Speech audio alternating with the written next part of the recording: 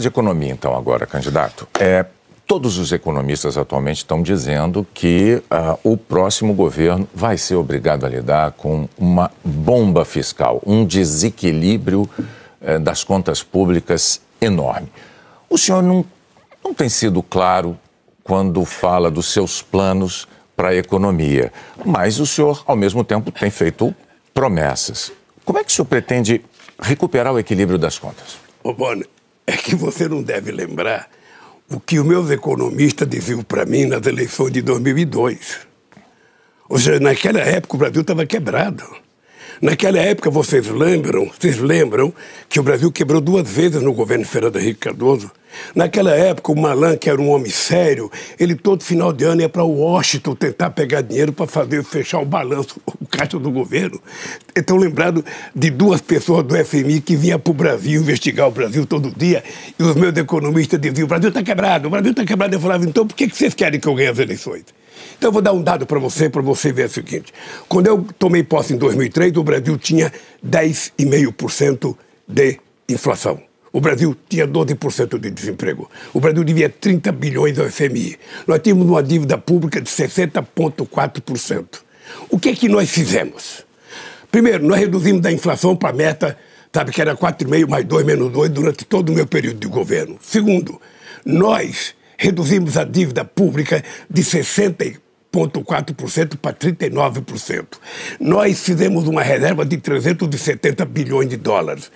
E nós ainda emprestamos 15 bilhões para o FMI. Não sei se você está lembrado disso. Além do que, nós fizemos a maior política de inclusão social que a história desse país conheceu. É assim que nós vamos governar esse país. Eu digo sempre, Boni, que tem 3 palavras mágicas para governar o país. 3. A primeira dela é credibilidade. A segunda dela é previsibilidade. E a terceira é estabilidade. Você tem que garantir, primeiro, que quando você falar, as pessoas acreditam no que você fala. Quando você fala na previsibilidade, é porque ninguém pode ser pego de surpresa dormindo com mudança do governo. E a estabilidade é para você convencer o governo, cumprindo com a sua tarefa, que os empresários privados do Brasil e os empresários estrangeiros tenham condições e saibam que tem estabilidade para fazer investimento aqui dentro. E você sabe, eu vou terminar dizendo o seguinte: nunca antes na história do Brasil esse governo teve uma chapa como Lula e Alckmin para poder ganhar credibilidade interna e externa para fazer acontecer as coisas no Brasil. Mas ainda na economia, depois dos seus 2 mandatos, candidato, veio o governo Dilma.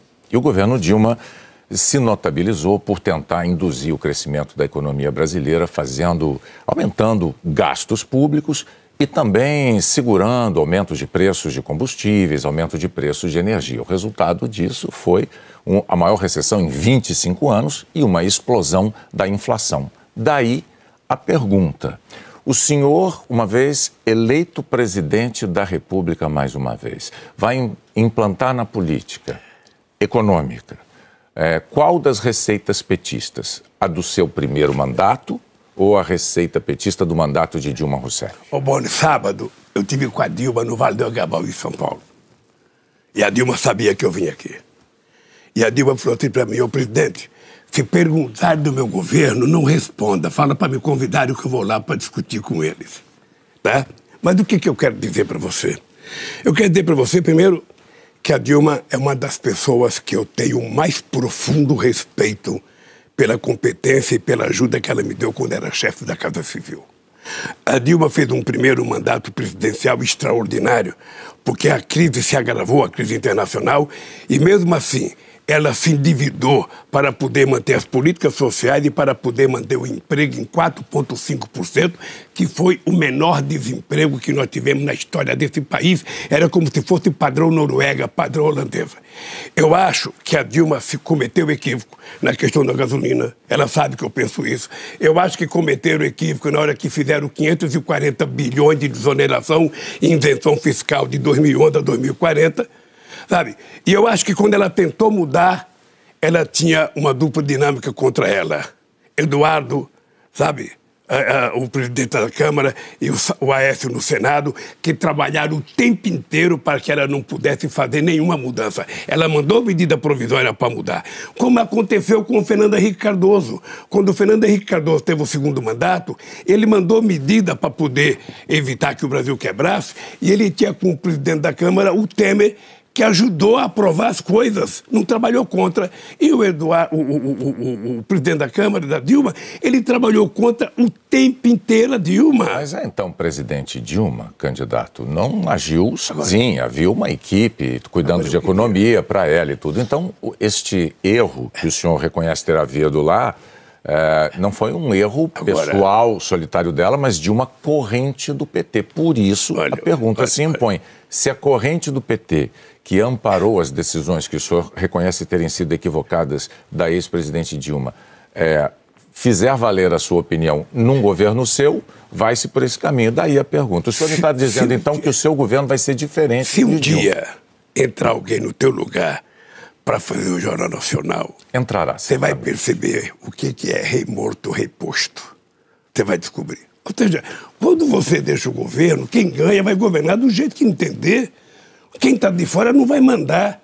Eu vou voltar a governar esse país, se o povo assim permitir, para fazer as coisas melhor do que eu fiz. A minha obsessão, Boni, a minha obsessão, um homem de 76 anos de idade, que digo todo dia que tem energia de 30, de voltar a governar esse país, é porque eu acho que é possível recuperar, sabe, esse país, a economia voltar a crescer, a gerar empregos, a gerar melhoria nas condições de vida da pessoa. Eu estou convencido disso. Se eu não acreditasse disso, eu não voltava. Eu preferia ficar em casa, sabe, vivendo os louros de ser o melhor presidente da história do Brasil. Não, eu vou voltar para provar que é possível fazer mais. E eu espero que quando eu estiver no governo, vocês me convidem para vir aqui uma vez por mês para poder checar o que está acontecendo nesse país. Só relembrando então os números ruins ao fim do governo Dilma, né? A inflação em 2013 estava em 5,9%, ela chegou a 2015 a 10,6%, o PIB tinha subido 3% em 2013, caiu 3,5% em 2015, então, assim, os números falam por si. Renata. Candidato. É importante lembrar que eu peguei a inflação a 12 e reduzi para 4,5. Antes? Não, mas nós vamos fazer o mesmo. Se tem uma coisa que eu sei fazer, Renato, é cuidar do povo. Não, o senhor deixou claro que pretende fazer uma gestão na economia diferente da que foi feita. Não, eu pretendo fazer uma gestão de acordo com aquilo que nós construímos.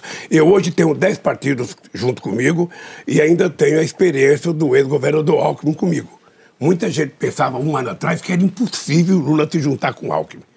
E eu me juntei para dar uma demonstração para a sociedade brasileira que política não tem que ter ódio. Política, sabe, então, a coisa mais extraordinária para você estabelecer convivência entre os contrários. Pronto,